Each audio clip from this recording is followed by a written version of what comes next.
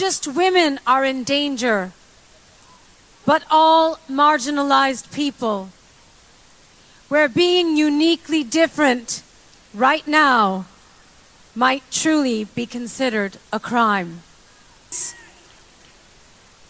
It seems as though we had all slipped into a false sense of comfort, that justice would prevail and that good would win in the end. Well, good did not win this election, but good will win in the end. So what today means is that we are far from the end.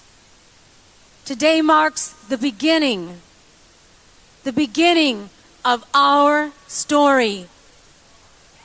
The revolution starts here. The fight for the right to be free, to be who we are, to be equal. Let's march together through this darkness, and with each step, know that we are not afraid. That we are not alone. That we will not back down. That there is power in our unity, and that no opposing force stands a chance in the face of true solidarity. And to our detractors that insist that this march will never add up to anything, Boston Red here with Friday Java, a weekly magazine of political theory, polling, and commentary. It is part of the history called people that make up this fascinating journey. We are part of the Obama network. For that, we make no apologies. What we pledge to do is give you the facts on a bridge to history. What body politics is, the most up-to-date theories of political science and psephology. Stay tuned for this incredible ride. Boston Red, peace out. Friday Java on the 31st of August 2018, beaming from WBRN Radio and on the Boston Red Network. This is the last day of August as we transition into September, and we'll hear from the Crystal Ball. That's Dr. Larry Sabato's shop in Charlottesville, Virginia, and we always remember Heather Heyer, who was murdered by white supremacists, alt-right types in Charlottesville. A sad situation indeed. And we'll also hear about neo-Nazis running around in Homeland Security, or people that are in their orbit.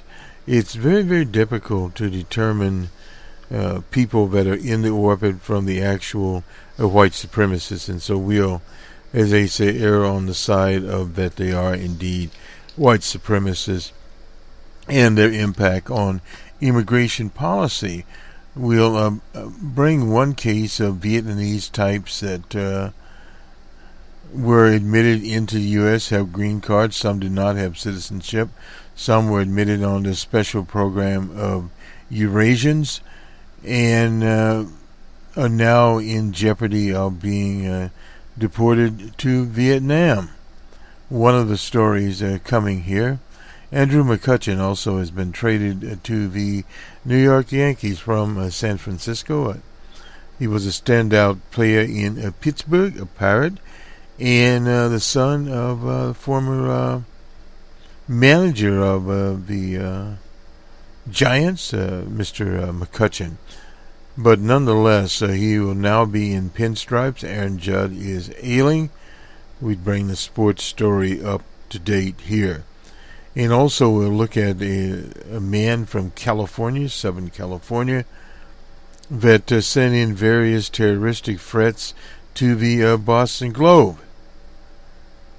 And this character is out on bail, period. So we'll get that story in here from the front page of the Globe. If you recall, the Globe and 311 newspapers across the U.S. use their editorial pages to highlight the plight of journalists in the U.S. and the label put on them by a DJ Trump, enemy of the people. We did a special on the enemy of the people. That comes from Nazi phrases, Lupenpresse. And this highlights where these people are.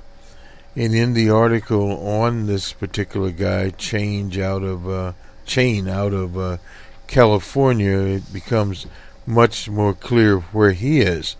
But in the article about the person from Homeland Security that's sitting on some immigration meetings at the White House, it becomes very clear the connections of these various people from various groupings, and how the right, the alt-right, has infiltrated these right-wing think tanks and various other situations across various lines. We did a program on the influence of, and you can see the influence of these neo-Nazi groups, etc., in many of these groups, including Miller, who is in the White House, and he is a Zionist. So you have to understand, we were looking, I think, at which one was it? The Armed Forces newspaper, Israeli newspaper. Nonetheless, it highlighted Jeremy Corbyn, the leader of the Labour Party, and called him an anti-Semite. But what was it based upon? What was the evidence there? If that is the case, Miller, who is in the White House, who is Jewish, is anti-Semitic by definition, being associated with the alt-right and neo-Nazis, etc. Jeremy Corbyn is not. One thing to remember is, Jeremy Corbyn, his lecture on colonialism, and most of these people literally do not understand their world history.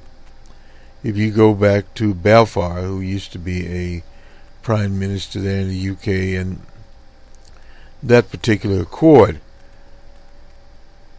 that set out the establishment of the Zionist state. Now you have to understand the history there, they were put in Palestine. And Palestine was under colonial administration, the British, in fact.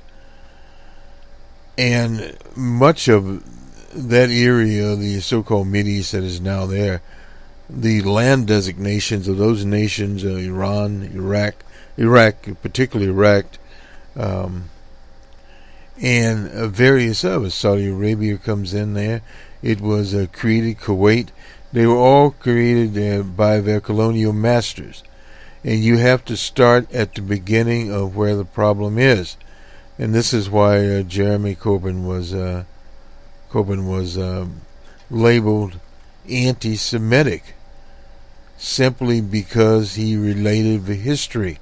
Now, if you look at the history, and he also made the statement, all of the good quote-unquote Jews were dead. What he meant by that was those were Jewish people that were anti-Zionists. But today the Zionist movement is totally different. You have people like Miller in it, Bibi Netanyahu, etc., that of the Likud party, that is a fascist party. And it's unfortunate that many Jewish people in this country don't understand the history, or ignore the history, whichever one comes first. So thus they place people unfairly under the anti-Semitic label. In fact, one called for the Mossad to assassinate the leader of the Labour Party, Mr. Corbyn. that would be a sad mistake. V.I. Lenin talked about political assassinations and their consequences. A deteriorative situation. But in the U.S. at the present time, with administration that's friendly to alt-right and that's using many of the Nazi slogans, this is a very precarious time. That was Haaretz, the military newspaper, and that has to be understood. But what we've had these people, primarily from New York, that have taken their racism into the Zionist state and into American politics. So when we speak here about Wilsonian foreign policy, that is it in a nutshell. It is a colonial foreign policy, or neo-colonial foreign policy, we want to be more precise. But times are incidentally changing. There's no doubt about that. And they will continue to change. And that has changed particularly in Europe on the question of the Zionist state. The boycotts that are there are very, very clear. Now, in the U.S., it's a little different because Americans basically do not delve in so-called foreign policy, period. But that is changing in itself, particularly on the Korean Peninsula, under DJ Trump. It is not morphed into the Mideast. Into the Mideast, actually, it's went more to the right, and you can credit that to the Millers of the day. We thought we'd straighten out some of the things that are what we call side issues. But for the American foreign policy to be straightened out, there has to be an abandonment of Wilsonian foreign policy, the neo-colonial look. And over time that will evolve out of it for the very simple reason that you have a very interesting situation in Syria with the Russian Federation. Now, we've had attacks on Syrian territory by the Israeli Defense Forces.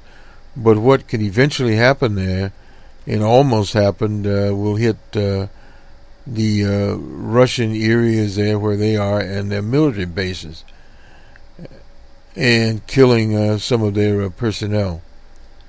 And then it will be what the Russian Federation will do about it. They have the means to do it. They have rocket forces, the best in the world. And it is a gamble that it could bring about a very precarious situation in the Mideast. That's also on the Iranian situation, the Straits of Hormuz, etc. there. So will the Trump administration overplay its hand in the Mideast? Will the Zionists overplay their hands? Some big questions there in terms of foreign policy and or foreign relations, period. And will there be a major war? Now, one of the elements to correct some of these things would be a major war. Now what you have, primarily at least in Palestine, is Palestinians being killed willy-nilly. A few here, 50 or so there, etc. But if you have a full conflict there, then you're talking about across the Mideast, say from Syria to the Israeli border to Jordan, etc. You could have hundreds of thousands of people being killed, and that would alter the course of the so-called foreign policy that is business as usual there. So we thought we'd throw this in because this does coincide with this character at Homeland Security, and also Miller in the White House, being a Zionist himself. And that's one of the things that's happened here. The alt-right elements, right-wing elements of the Republican Party, evangelical Christians who are nothing more than a political movement, a right-wing, sort of like the Phalange in Lebanon, have taken up the banner of the Zionists. So this, when you sort of have these kinds of machinations, when you have these fourth wavers, or the fourth wave, what do you want to call it, these neo-Nazis coming in with the Zionists and other elements and the evangelicals, this is all mixed up. And many people in this country are not aware of what's going on. So, in other words, in the report, we'll first go to Larry Sabato, and this is a Labor Day status report. Now, we are starting a crystal ball pieces with a few key points, summarizing the article as we head into the Labor Day. And this is a traditional start of the campaign season, and we're in a midterm election, as we thought we'd do something different instead of key points for the race. Anyway, the pulse of the Republican Party, the economy is good, and we are not in the midst of an unpopular foreign war, supposedly a conflict. Two sometimes predicted for poor midterm performances for the White House party. The map benefits the Republicans in the battle for the House and the Senate. The mid-House seats, the medium House seats by the president in, this is what, Nebraska 2 voted for D.J. Trump by 2 percentage points, while Hillary Clinton won the popular vote by 2, making the medium House seats about 4 points to the right of the nation, with a good short hand to the generic. Republicans' edges in the House and the Senate. Democrats are defending 26 of 35 seats, being contested, one of the worst maps any party has had to defend in midterms.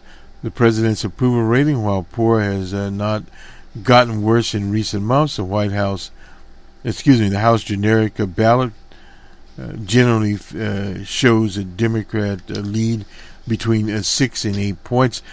I would say more between 3 and 4 points or less. Feels like a certain outcome. Several Democrat-held Senate seats are in red states, remain very much in play.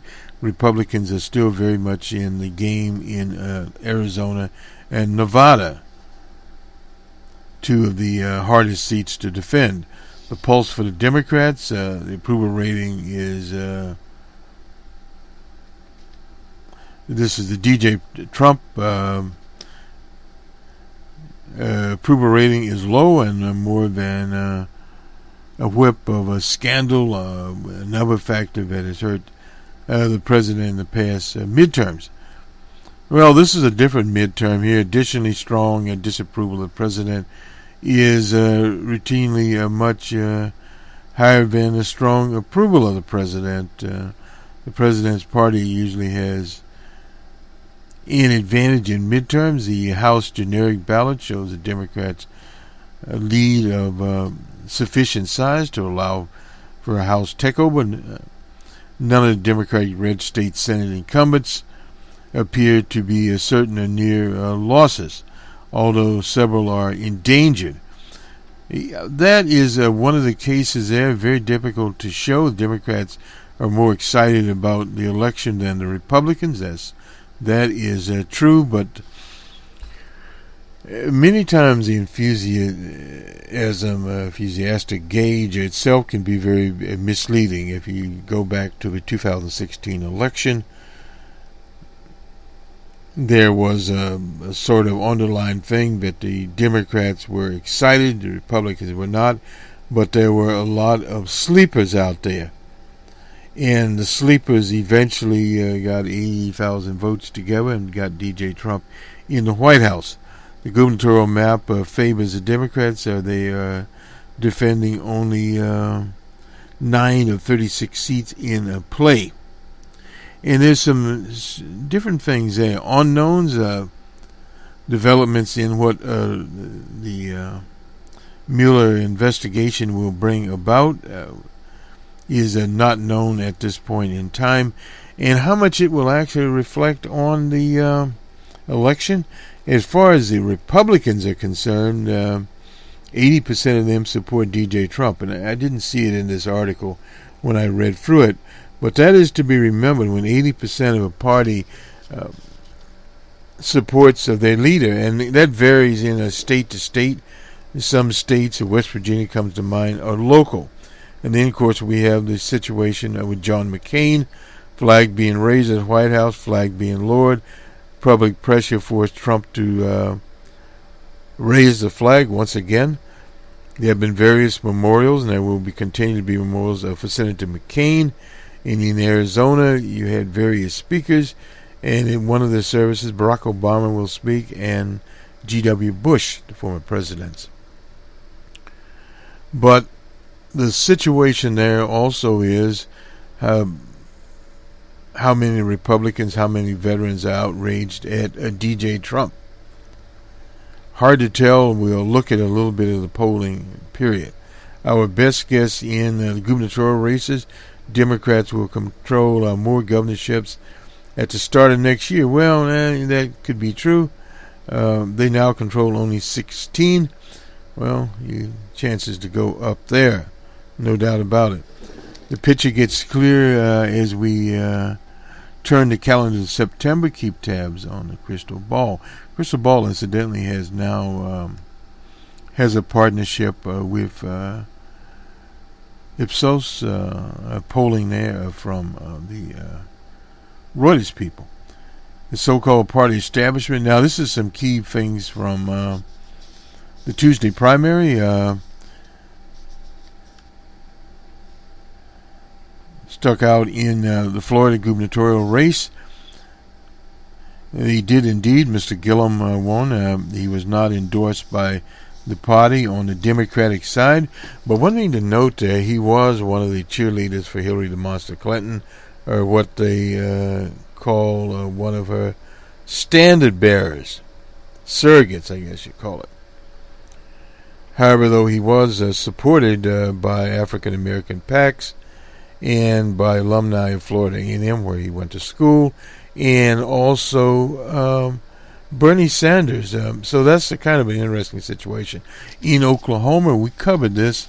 Race is a sleeper for fall. They have this Kevin Stilt. He captured the nomination there from Cornett, who had been a moderate Republican, was the mayor of Oklahoma City. Now in Arizona, Martha McSally whipped old Sheriff Payo, 85 years old, however, there. And at the same time, Kill Trail, Kelly Ward, two of the right-wingers, and she now has a nomination. She takes on Kristen Seamer. Or Seamer. I think I'm mispronouncing it here. And in Pennsylvania, that race is finally decided. About 1,600 votes for Troy Bolison. That's Ohio 12 over O'Connor. Excuse me. And so the rematch is in September there. So we get to Oklahoma. It'll be an interesting race. They have a 4-time attorney general there in Edmondson running for governor there. Now, their official rating, like the Republican, to lean to Republican. They don't know. You're not going to get very much polling out of there. And from Ohio 12, that is Bolison. He was endorsed by DJ Trump. They moved it from toss-up to a lean Republican. In Florida, both parties picked the gubernatorial nominees. That would have seemed very surprising a year ago, but only one pick a nominee whose victory had been a surprise a week ago. The Republican selection there is DeSantis. He was a local Congress type, rode there on the DJ Trump's selection docket, a Twitter feed, or what do you want to call it. What's surprising, his win gives the president another notch, so to speak. On the Democratic side, Gwen Graham, a former House member, daughter of the governor, Bob Graham, and senator there, in favor of Andrew Gillum. He's an African-American mayor of Tallahassee, Florida. Basically, what happened in Florida is that the political professionals who run both parties did not get what they wanted on a Tuesday night. No doubt about that. A different setup Stakes are high. The Democrats, of course, haven't won the governorship since, I guess, Bob Graham. Wait a minute. Not Bob Graham. In 1994. That would be... he's dead now. But anyway, we'll think of him probably tomorrow night. Old Rick Scott was term limited, but he's running for the Senate, 2014, 2016, 2 good years for the Republicans in their national environment. But we come to the question of who the monkey is. DeSantis kick off his campaign and did not kick it off with flying colors, telling Fox News that Florida shouldn't monkey this up. That's just a code word for ending it up, the N word, by supporting Gillum. Democrats immediately attacked DeSantis for making such a statement. Period. Now, there's an FBI investigation into city government in Tallahassee. Still hangs over his campaign, making a potential very risky choice. Now, heard about this. He's not involved in it. And we'll just take a little look at it here. Had this been Gillum versus DeSantis, it might have been tempting to move. It has not been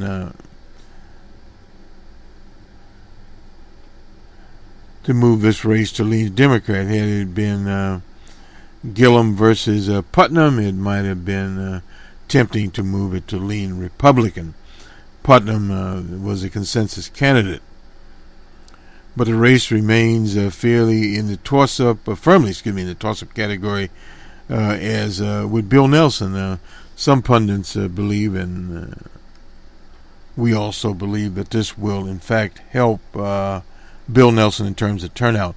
Now, we talked about Stelp, we talked about Cornette in the Oklahoma race there, neck and neck. Sunapole, not very much out there. They had it Edmondson and Stelp at 40-39. Oh, we'll see how that works out. So we're moving the Oklahoma gubernatorial race from likely Republican to lean Republican. In Arizona, McSally won a decisive victory. We talked about that. Also, Ann Kirkpatrick now running in Arizona 2. Tucson Hispanic Chamber of Commerce CEO Marquez Peterson won their respective seats. Marquez Peterson only won by 4.5 against a no-name opponent. Kirkpatrick entered the fall as a favorite in the open Clinton won seat. Is also something of a must-win for the Democrats. So we had that. Let me just take a look at this is from the Tampa Bay newspaper, Tampa Bay Times. What do we know and don't know about the FBI investigation hanging over the Gillum's campaign? The Gillum's campaign for governor hasn't been the luckiest. A few months into the run, the FBI delivered a subpoena to City Hall, requesting thousands of pages of records from 4 key players in the city government. The investigation since has dogged Gillum's campaign. New developments drip out on predictable frequency. The FBI usually tight-lipped about pending matters. Although Gillum has not been named in any subpoenas, it is likely that the Democratic primary voters won't know the outcome before the poll. Gillum's connection to the case, starting in 2015, the FBI agents came to town, posing as businessmen considering investing in Tallahassee. 3 men who were reportedly identified themselves as Mike Sweet, Mike Miller, and Brian Butler spent months cozying up to city officials. The entrapment program. The FBI investigation, based in part on undercover work, has yielded several rounds of subpoena, but no charges. A slew of Tallahassee officials and insiders have been named in those subpoenas, according to documents. The investigation could be more relevant to Gillum's center around city community redevelopment agencies. That's usually where it happens.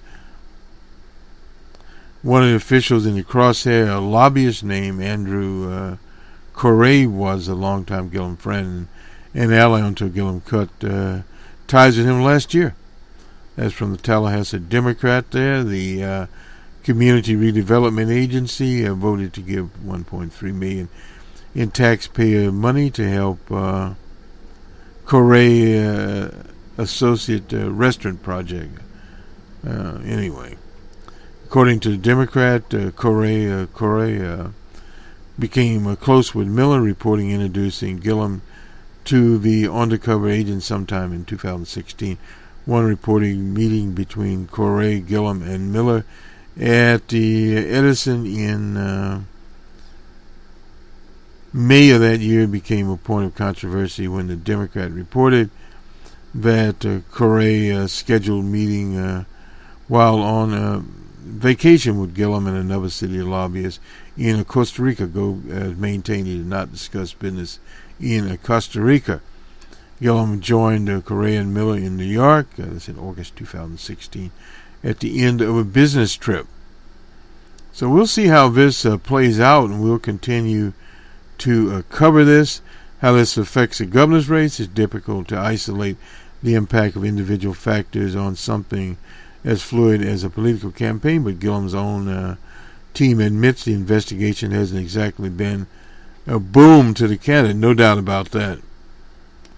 So we'll have to see where this ends up, the buzz here. We'll keep it, as they say, on tap. Let's move on here to the Washington Post. The Vietnamese story, an interesting story here. Robert Hamun is the son of a American service type. Never knew his father. His mother was Vietnamese, and he was conceived during the Vietnam War in 1984, 9 years after the American troops left the country. The 14-year-old Hum moved to Louisiana with his mother, half brother, and half sister on a U.S. government program. Today, at 48, with a son and two young grandsons in Kentucky, he faces the prospect of being sent back to Vietnam. He's one of 800 Vietnamese potentially caught up in a tough new policy. Hugh, I suppose, who helps out these days at his family's nail salon, has had run-ins with the law. Anyway, the Trump administration, in a policy shaped by this is where Stephen Miller comes in here, reinterpreted the agreement reached with Vietnam by G.W. Bush, that Vietnamese citizens who arrived before the two countries established diplomatic relations would not be subject to return. That's in 1995. Now the White House says there's no such immunity to deportations by any non-citizen found guilty of a crime. And he has had a crime, so we'll see where that goes. Opponents of the new policy say Vietnamese in question were refugees from quote-unquote a communist regime, a little bit of red baiting here, and deserve haven here. 57 people who arrived before 1995 were in ICE detention center in mid-June. 11 have been sent back to Vietnam. So this is something a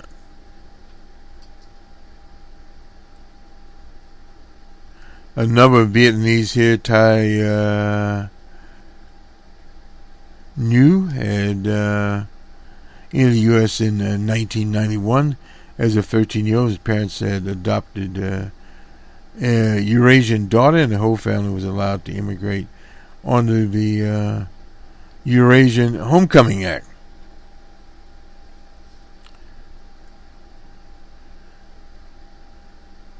I was young. I didn't speak English. I was bullied at school. I took refuge in people who had similar identity. In 2014, he was 16. He was involved in a fatal stabbing stemming from an argument over respect. He was tried as an adult, sentenced to 25 years in prison, but Tagg served 18. Brown, the governor Jerry Brown, and released him on parole basis of exceptional rehabilitation. So he could also be leaving the country shortly.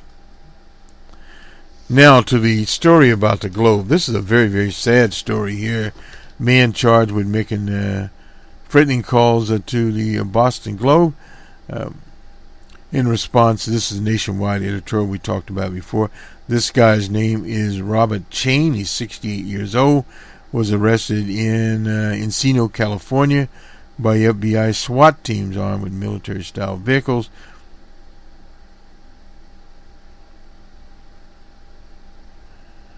And what neighbors believe were flash grenades. Chain made a brief appearance on a Thursday afternoon in federal court in Los Angeles. He's released on a $50,000 bond. He's slated to appear in Boston on the 24th of September to face a single charge of making a terrorizing communication in interstate commerce. Face up to 5 years in prison, $250,000 fine. Federal prosecutors say Chain made 14 calls to the Globe's main newsroom number between the 10th and 22nd of August after the editorial encouraging other newspapers to go there. Andrew Linning, I suppose, the U.S. Attorney in the Commonwealth of Massachusetts. It's a time of increasing political polarization amidst the increasing incidents of mass shooting. Members of the public must police their own political, or we will. He's an administration Letting, I suppose, is an appointee of the DJ Trump administration. In the past few months, local prosecutors have charged people with threatening to bomb a black commencement event at Harvard, threatening to shoot people at a Second Amendment rally, offering to pay $500 to anyone who would kill an immigration and custom enforcement agent. Oh boy. In an affidavit supporting this, they always have that, an FBI agent, Thomas Dolan, wrote that the Globe workers reported feeling threatened and scared after the threats were called in. The newspaper referred to threats to law enforcement, brought in a private security firm to boost security, and after one threat made the newspaper run its coordinated response to Trump attacks. In a memo to staff, Jane Bowman thanked the authorities, as a spokesman for the Globe, for the work they've done in protecting the Globe while threats were coming in and for investigating the source of the threats. Nonetheless, Chain allegedly threats began on the 10th after the editorial page called in 300 newspapers there across the U.S. The caller made reference to Robert Mueller, the former FBI director, who was leading an independent investigation into the Russian activities. The 12 calls were listed on caller ID as blocked. Authorities later determined the calls were made by a landline registered to Chain. Chain then allegedly made 2 more calls using his wife's cell phone. Betty, an attorney, did not return a comment. And in one final call, a Globe worker asked the caller why he was calling. Chain replied, "Because you are the enemy of the people. As long as you keep attacking the president, the duly elected president of the U.S., in the continuance of your treasonous and seditionous acts, I will continue to threaten, harass, and annoy the Globe." Well, not now. He didn't appear to have a criminal record. And then comments from neighbors, didn't really know him. One neighbor said he was subject to outbursts.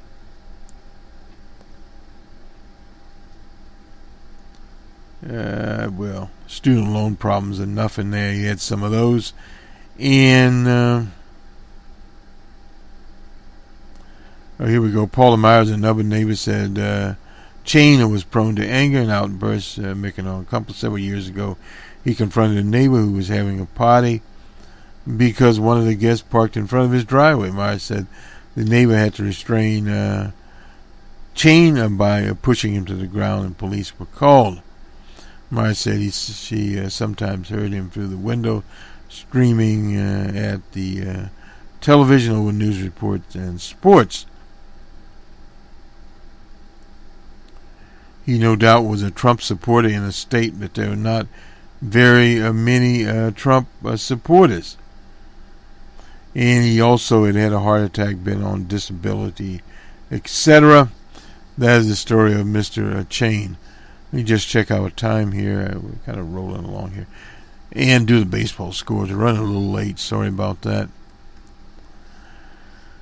The Brewers in 11.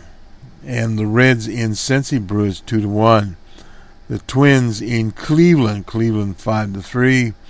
The Tigers beat the Yankees 8-7 in New York. The Pirates and Cardinals in St. Louis. Cardinals shut out the Pirates 5-0. The Cubs in Atlanta, they beat Atlanta 5-4. Red Sox and White Sox Classic won there. Nonetheless, the Sox won this one 9-4. The Angels and Astros in Houston. The Astros have been losing quite a few games lately. Angels 5-2. The Mariners and Athletics in Oakland. Mariners 7-1. And D-backs and Dodgers in Los Angeles. The D-backs pull this one out 3-1. In 13, down in San Diego, the Rockies and Padres. Rockies finally pull it out 3-2. A little bit about our schedule. We'll do our Labor Day show on a Sunday, and Aretha Franklin's funeral will be telecast by ABC and various other people. We'll do something on Aretha's funeral, particularly the eulogies. Dr. Sharpton, the national leader, will be there. Jesse Jackson will be there, and many others. So we'll have some edited version of it in the next few days. And John McCain will get in, no doubt, Barack Obama's and perhaps G.W. Bush's eulogies to John McCain. We done one show on John McCain. Rest in peace, R.I.P. It was a title. You can check it out on many of these stations. We're on iHeart. There's 800 there, their mobile app. We're on Stitcher and on YouTube. And you can find the schedule live at bostonred.org. We're constantly updating that. We kind of got a little bit behind. Also, we are modeling, finally, Florida. So we can try to get this Florida situation right. And we will monitor developments out of the City Hall in Tallahassee, Florida. And we also plan to go to Florida in, it appears now in October. And we'll do that, and perhaps in September. But we'll see. And we have an open source report. We'll finish that up this weekend. And then we'll have the Monday morning quarterback on Monday morning, which will be Labor Day. Labor Day, as people know the history in the U.S., to separate workers out. Traditional Labor Day for workers is May 1st. In the U.S., they call it Lord Day. Well, anyway, nonetheless. And on the week it was, we'll talk about the White House counselors leaving, many other things that transpired through the week. And there we use Stetson Kennedy, outstanding Floridian from the Jacksonville era that fought against racism. In fact, he fought the Klan till literally the Klan lost its charter. More of that needs to be in the Gillum campaign. Have a good weekend, everyone. We'll talk to you on the week that was. And we'll also, incidentally, have a Numbers Man program. Good day.